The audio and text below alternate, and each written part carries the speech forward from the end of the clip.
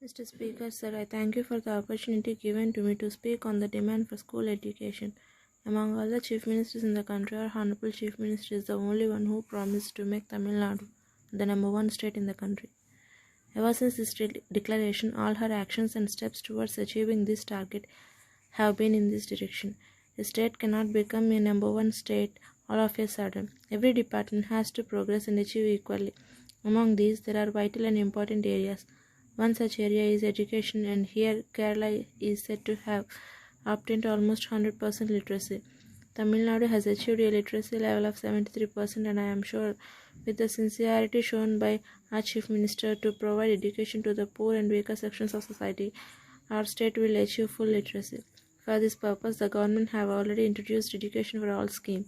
Sir, all of us are aware that I am a nominated member in this house to represent the interests of our community and to work for their welfare. This community has contributed a great deal in many years for the development of the country, and more particularly in the field of school education. As far as our government is concerned, there are about 41 Anglo-Indian schools functioning in this state.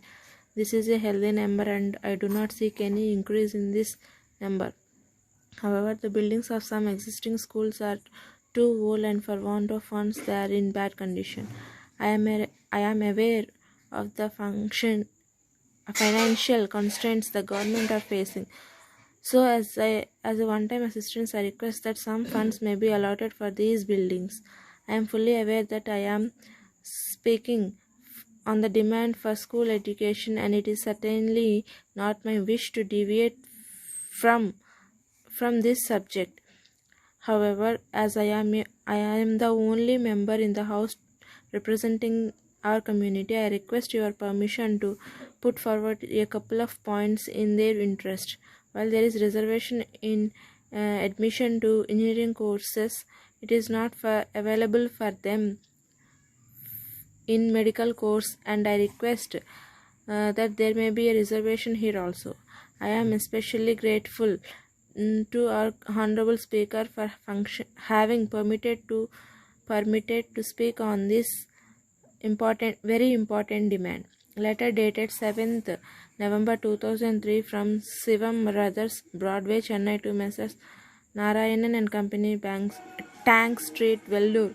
Dear sirs, as per your order on the 6th of last month, we dispatched 1000 copies of Tamil English dictionary by a special Larry, and the receipt of the same has been acknowledged by you.